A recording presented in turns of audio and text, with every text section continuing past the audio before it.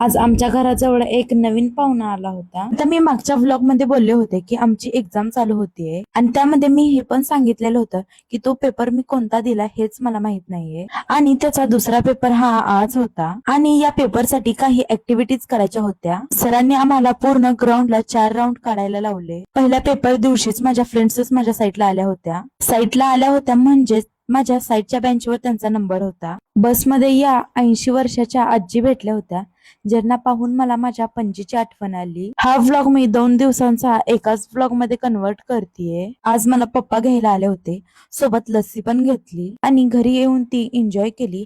आणि त्याच दिवशी होती आमच्या कुलदेवताची यात्रा, म्हणजेच दरगोबाची यात्रा. आज दीदीची टर्न होती आणि तिने आम्हाला दोघांना फालुदा दिला. आता याचं पेमेंट दीदी करणार आहे म्हटल्यानंतर माझ्या आणि भैयाच्या चेहऱ्यावर आनंद तर असणारच. आता माझ्या एका भावाचं लग्न जवळ आलं आहे आणि ही तयारी त्याच्यासाठी चालली आहे. तर माझ्या मम्मीची पाणीपुरी फेवरेट आहे म्हटल्यानंतर स्टॉल दिसल्या दिसला लगेचच मी तिच्यासाठी पाणीपुरी घेतली. आज होता आमच्या फर्स्ट इयरचा लास्टचा पेपर. रील तर बनवली पण ती अर्धवटच राहिली. एक प्लॅन कॅन्सल झाला म्हणून काय झाला, दुसरा तर प्लॅन सक्सेसफुल झाला. आम्ही ठरवलेलं होतं लास्ट पेपर दिवशी काहीतरी खायचं आणि तो यशस्वीरित्या पारही पडला. यानंतर सर्वांनी पेटपूजा केली. आता यानंतरची भेट आमची लवकर नसणार आहे. यानंतर सर्वांना बाय केलं. आमचं फर्स्ट इयर कधी संपलं हे कळालंच नाही. आता लवकरच भेटूया नेक्स्ट व्लॉग मध्ये.